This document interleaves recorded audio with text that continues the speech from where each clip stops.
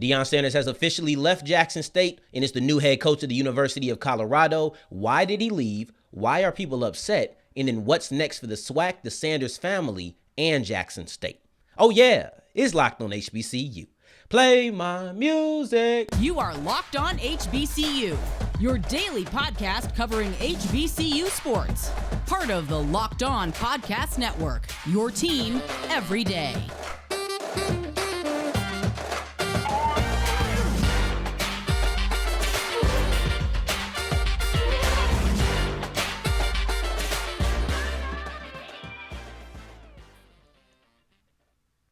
What's going on, family? Welcome back to another episode of the Locked on HBCU podcast, your number one daily one-stop shop for everything HBCU athletics, Monday through Friday, part of the Locked On Podcast Network, your team every day. And now, of course, I'm Darian Gray, a.k.a. the Mouth of the South, Texas Southern alum and former TSU Herald Sports editor. Thank you for going on this journey with me, making Locked on HBCU your first listen of the day every day. And remember, just because the mic cuts off does not mean that the journey is over. It just means it's time to follow me on Twitter at South Exclusives. And a little bit of a PSA before we hop into this show fully. I ain't going nowhere. I know what the news of Deion Sanders leaving. I hear the little, what about the new HBCU outlets? What about the national media coverage? What about those guys who just started podcasts? Yes, I know I've been here for a little bit over a year and Deion Sanders has been here since I've been here, but trust me, I ain't going nowhere. So let's just get that out of the way. And let's talk about the man that has departed, and that's primetime Deion Sanders. Now, I want you to listen to this show from start to finish because I believe every single second is important. And this topic has so many different branches. I'm going to try to climb on a couple of them, and I'm going to try to just talk about a few of these as much as I can, right? So to me, you need to talk about why he left, why people are upset, and what's next. Those are three important factors to talk about when having a base level conversation on Deion Sanders leaving. And we're going to talk about why he left first. You can ask him directly. He has said it. He is leaving because he wants to improve the representation of minority coaching, specifically black coaches, on the FBS subdivision. And I think that is a great cause. I think that there is more to the conversation other than that, but I don't want to act like that's not real, okay? I do believe that whether that's the majority of his reasoning or the minority of his reasoning, I do believe it is a factor in it. And I think it's a great cause. So I do want to talk about that. But if you ask me, because now I'm just speculating, that's what he actually said, but now I'm just speculating. I believe that just like Jackson State, when he was hired, Colorado now provides him with what he needs. And listen, a lot of people talk about that selfish, let's just be real about it. Let's just be real about it. There's nothing wrong with wanting to elevate through the coaching ranks. There is nothing wrong with that. It's a lot of other things that happened that we had an issue with, and that's what we're going to talk about in the second segment. But the idea that he wants to elevate through the coaching ranks is something that I believe was always in his aspirations. I think it was always in his plans. I don't know if 2.5, I really hate that COVID year, so I'm just going to call it 2. I don't know if in 2 years he expected to be able to do this. Jackson State gave him the opportunity to be a coach, show he can coach on the college level. That's what they gave him. He took it, and now Colorado gives him the opportunity to win championships. Now, some might say, well, Colorado is terrible, and yes, I hear you, but technically speaking, Jackson State could never win a national championship. It just wasn't going to happen. So they do not have that opportunity. Colorado does. Whether you think they are going to do it or not is another story, but they do have the ability to do it. Especially with the college football playoffs expanding, you just have to be one of the better teams in the Pac-12, you know? And I think that matters to him. I think national acclaim matters to him. I think perception matters to him. And I think that he could have built up a legacy at Jackson State as one of the greatest HBCU coaches and one of the most successful HBCU coaches if he just stayed there, and one of the more beloved HBCU coaches. But he left. And I don't think that's what he wanted his legacy to be. I'm not sure if he was aware his legacy could have been that, but I don't know if that's even what he wanted it to be. I think he wants to win national championships. Colorado, you can do that. You know, that's what I see. That's what I think it's about for him. It's about climbing up the coaching ranks. And you know what? If that's what you want to do, I'm not going to fault you. I'm not going to fault you. Go out, try to win the Pac-12, try to knock off USC. Well, I guess USC and UCLA are going to leave pretty soon, but try to knock off Oregon. I get all of that. I do have a couple of issues I do have a couple of issues. I hated what he said in his video to his team that coaches either get elevated or terminated. I hated that. I hated it because you didn't really need to worry about that. You just won the SWAC. You had the first 11-0 coaching season in Jackson State history. You ain't have to worry about. If you want to tell me that no coach has real job security, okay. Because I'm not really buying the whole you either get elevated or terminated. You can really stay at one school for a long time. I hated how you acted like you could not do that. That's a load of crap to me. But if you want to tell me that there's no real job security in the business, okay. You have more security at Jackson State than you do at Colorado right now. That's just true. Folks treat him like a superhero when he was at Jackson State. He was the man. You got to go out and prove yourself again. I really think it just has to do with him wanting to climb up the coaching ranks, and I think he wants that national acclaim. He wants that ability to say, I am a national champion as a coach. That's what I think it is. And you know what? If that's what it is, that's what it is. Jackson State may have been a stepping stone. I think that it was, and I think that Colorado has the chance to be that too. He might be trying to work up to a mid-level SEC school or a mid-level Big Ten school. Or maybe he just wants to go back to FSU. Maybe if he proves he can win. You know, I think it was Mel Tucker. I was listening to the radio, and they were talking about how Mel Tucker went 5-7 at Colorado and parlayed that into a Michigan State job. Basically, Colorado is so used to being that bad that a season that's barely under 500 was enough for him to get a better coaching job. He goes in there and he proves that he can coach with with Colorado. Who knows, man? Who knows what he can be? Who knows where he can be? But I think that's what it is. Now I want to tell you why I believe people are upset, because that's important. I understand going into business for the betterment of his career and the path that he wanted to take it. I get why he went to Colorado. Now, I believe that's fair enough. Can we please talk about why I'm a little bit irritated? Why I believe some people are irritated? That's another part of this conversation, and I want you to stay tuned so we can talk about it, and then we can look forward to what are our next steps. What's next for all of the groups that I named in our cold open? Before I get into that, however, today's episode is brought to you by Omaha Steaks, and they have a graphic too. Like, I don't know for y'all, but when I get these graphics, I get a little giddy. It's like, ooh, like this is a graphic. You know what I mean? You see the promo code. Even if you hear me wrong, you can read it. Even if you hear me wrong, you can see how much you get off on omahasteaks.com. And to me, there are certain things that just make me feel like I'm living life. I don't know what it is, you know? Like a cigar is one of those things. If I'm chilling with one of my homies and I just get to smoke a cigar, I'm like, man, I was on a roof in New York smoking a cigar. I feel like I'm living life. Certain views make me feel like I'm living life. Certain food make me feel like I'm living life. And steaks are one of those things. And Omaha Steaks are delicious. I told you guys all the story last year about how I told my cousins, you don't need to get me anything else because I have Omaha Steaks. These are perfect for late nights. These are perfect for special occasions. Go to Omaha Steaks and see everything that they have and use the promo code LOCKEDON and you can get $30 off on your first purchase. Of course, you have to pay more than $30. We ain't giving it to you for free, but you can get $30 off, and minimum purchase is required on omahasteaks.com.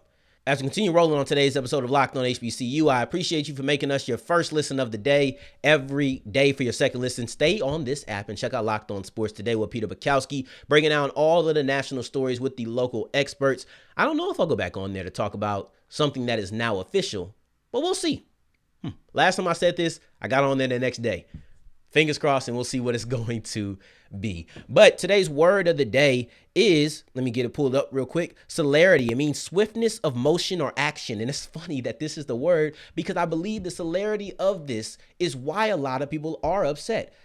2 years? 3 if you want to count that COVID year? Really 2.5? I don't know, man. Felt very quick. I won't speak on everybody's feelings right now. I will start off with myself. And this is what I wrote originally until I heard some of his introductory press conference. And this is word for word what is in my notes. As a whole, I'm not overly bothered, but there are some things that do irk me about this. Now I would say I'm bothered. Not overly bothered, but I am bothered. Because he had a quote in his introductory press conference that I feel like you're trying to trick me. I feel like you're playing with me. I'm not calling Deion Sanders a sellout. I know some people have. I'm not calling him that. But he said that it was never about the location. It was about the destination. That's not true. That's not true. The truth of the matter is, you sat here and you told me you wanted to elevate HBCUs. That's about a location. Are you still going to be promoting Jackson State? Are you still going to be doing these things? I hope so. And if so, I'll change my tune. If you're still going to support just from somewhere else, I'll change my tune. But if not, no, location does matter. And trying to tell me that it doesn't matter, trying to now say I'm uplifting black people, well, it was black colleges. I feel like you're trying to pull a wool over my eyes. I feel like you're trying to trick me. I feel like you're trying to change narratives and expecting me not to remember what you were saying not that long ago. That bothers me. You didn't have to come out there and say that. Just don't say nothing. Sometimes I prefer people to just not speak on it. Just don't talk about the people from Jackson State who are saying anything about you. Just leave it. Say you enjoyed your time. That's it. Some things don't need to be said, similar to his comment about Shiloh. Some things don't need to be said. And I'll leave it at that. I'm not going to get all on it. But a couple of things that, before I heard that I wanted to speak on that really did irk me was his departure makes some of his words just ring very hollow. His "who is SWAC if I ain't SWAC" chant, not the moment. At the press conference, you just flowing. Boy, he's a great salesman. You know what I mean? He can promote the heck out of stuff. But continuing it and leading the chant in that clip that Colorado people, you ain't getting the "who is SWAC, who is PAC if I ain't PAC." That don't even go right. And it rhymes, it don't even go right. It don't have the flavor. But that chant, that video that he was leading with the crowd, and then you leave a couple of weeks later, it just don't sit right. Let's talk about Isaiah Land. This is the one that really gets me. Deion Sanders leaving for Colorado made me think back to his comments about Isaiah Land when he thought about, or not even thought about, but he entered the transfer portal and thought about leaving FAMU. He chastised that man. He spoke out of turn. You talked on a player that has nothing to do with you, but you did it in the idea of you can make it at an HBCU. You don't need to go to these Power 5 schools. I felt as if he chastised that man. Well, guess what Isaiah Land would see if he just looked over the fence to see what was on the other side, which is all he really did. But if he did that today, you know what he would see on the other side? Deion Sanders. That comes off extremely hypocritical to me. And this isn't about feeling a certain kind of way about him leaving. This is about objectively calling out some of the things that he did that I just feel like don't line up with this here. And I'm about to drop some right now. There's an idea, and I think it was his words, that he wanted to elevate HBCUs. And a lot of people will tell me that he did. I don't know if I completely agree. He elevated Jackson State and maybe even some schools in the SWAC, maybe, but he elevated Jackson State. And it's not that they were not like they were Rudy Poos before, but they did jump a certain kind of level in national attention and things of that nature. What did he do for a school like Texas Southern, who had one of their better years in recent memory? I still don't hear a lot of talk about that. What did he do for a school like Delaware State? Not that they had a great season or anything, but what did he do for them? Nothing. What did he do for North Carolina A&T? And they don't even need it, but what did he do? Because if he did add more attention, then everybody should have got it, even the ones who don't even need it. What did he do for them? North Carolina A&T, in my opinion, was criminally under-discussed. And if he really shined a light on everybody, that wouldn't be the case because they had a phenomenal season. It didn't end up in the playoffs, but they rattled off what? 7 games in a row, 8 games in a row, something like that. Bashul Tootin had 9 100-yard games in a row. That should have been discussed way more. But you didn't get it. I still feel like local coverage is poor. Nationally, you have a certain, they talk about things. The NCAA.com, Stan Beckton, he does a great job. I hear these stories, and I know that they exist, and it's better. It's better. But local isn't great. I think the Tallahassee Democrat has it on lock. They're phenomenal. But this isn't a promo tour or anything of that. I just don't feel as if that impact is at the level that people have stated. And not only that, he did great while he was here. I would never take that away. I'm not one of the people who's just going to switch up. He did great while he was here. But at the same time, the change that I feel like he was trying to evoke, it needed more than 2 years. I didn't expect anything.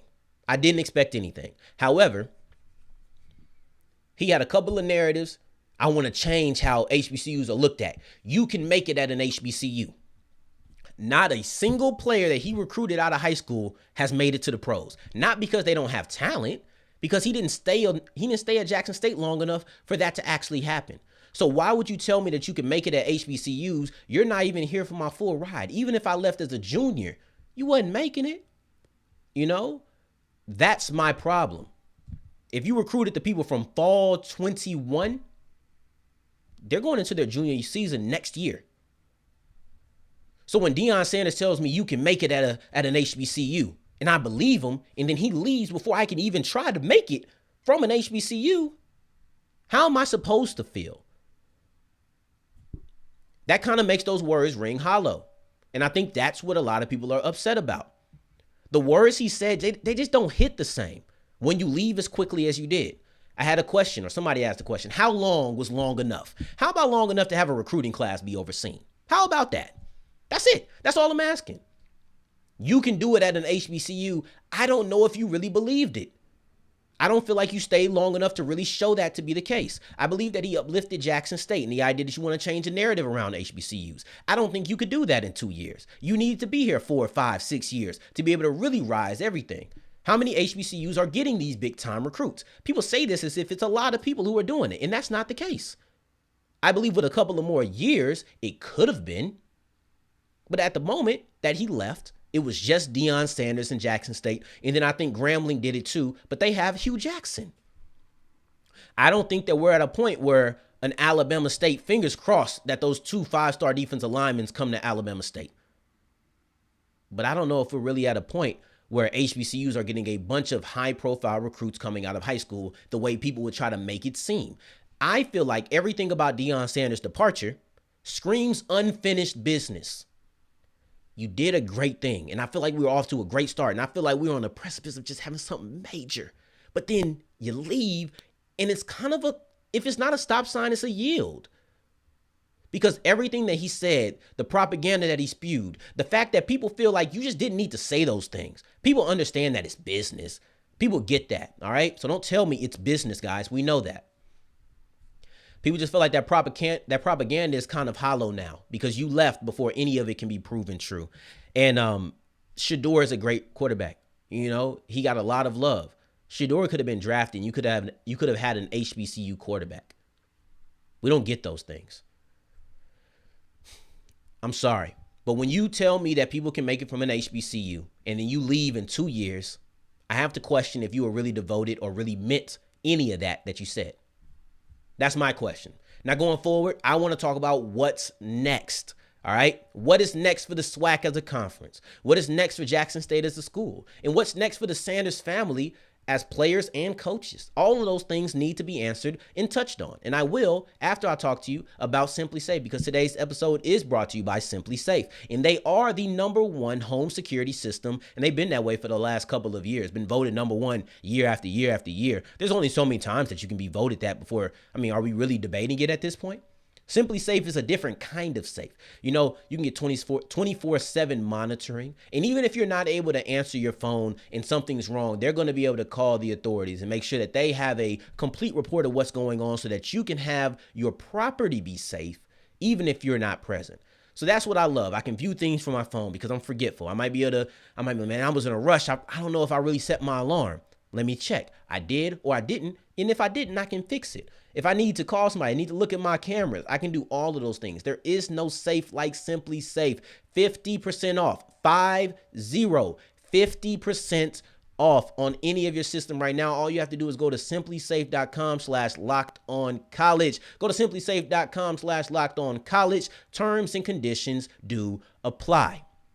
As wrapping up today's episode of Locked On HBCU, we're going to talk about what's next, and I hope that you guys are still here. I appreciate those who are, because these are important conversations to have, and I'm open to ideas that are not my own. I was on the phone with a friend of mine talking about this situation before I even recorded. I'm open to ideas that are not mine. I'm not closed-minded. If you feel like I'm missing something, please tell me, and I'll tell you my side, and we can hash it out. And please interact with other people. I want everybody to be talking in here, right? But what's next for the SWAC? The SWAC East is so open now. It felt like this was Jackson State's division to lose. Jackson State was going to be running it for a while. Shedeur was probably going to be the first team all-SWAC quarterback player of the year for years to come. Travis Hunter was going to be so dynamic on the offensive and defensive side of the ball. High-profile recruits were coming. There were so many things that were great for Jackson State that were going, and this is not a moment to pile on. It's just of what we thought was going to be the future. That's not the case anymore. Shedeur is gone. Travis Hunter is From the tweet that he sent out, I think that he's gone too. You know, so for me, it's not a foregone conclusion. I don't know what continuity is going to be like. I don't know. I don't know how it's going to be. I wrote off Prairie View. And look at me. At the end of the year, talking about whether or not Prairie View is going to make it. And I didn't think they were going to do anything after Dooley left. So I don't know what it's going to be like. But FAMU with Willie Simmons, I believe he can run it back. I believe that Willie Simmons, I don't know if Jeremy Musa has another year because he was a grad transfer. Some grad transfers have 2 years. And I want to say he does have 2 years. But even if he doesn't, he's shown the ability to restock at the quarterback position. He's going to need to restock defensively. It's no guarantee that they're going to pick up where Jackson State left off and finally get to a SWAC championship game and maybe even a Celebration Bowl. I don't know. Alabama State still got D. Davis coming up strong. Bethune-Cookman just fired their coach. Who knows what that's going to be, you know? Oh, and Avonte Maddox at Alabama State. There's so many things that could transpire with the SWAC East now. I feel like it's so much more open and maybe even more fun.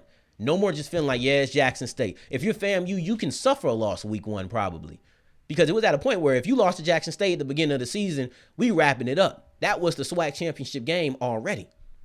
And when we finally do talk about the 2022 SWAC championship game, which will probably be either Wednesday, it'll probably be Wednesday, to be honest. You know, I know that's late for a game recap, but certain things call for difference, right? So we're going to probably talk about that either Wednesday or Thursday, but probably Wednesday. One thing we're going to talk about there is the fact that it might be time to change up how the SWAC operates and how they get to the conference championship game. So there's so many things that could be different within the SWAC East. But now, what's different for Jackson State? What's next? Clearly, you have to get a new head coach. That's number one. But you also need to evaluate how many people are going to leave in the transfer portal. We talk about continuity. Coach already said, I want to keep it in-house. That doesn't always work. Sometimes you have the Prairie View team who they nearly get back to the conference championship. And sometimes you have the Saints where that guy who provided the fire was a catalyst for a lot of the things that happened in the room. Other guys were a part of the culture, but being a part of the culture doesn't necessarily mean you're going to have everything operate the same.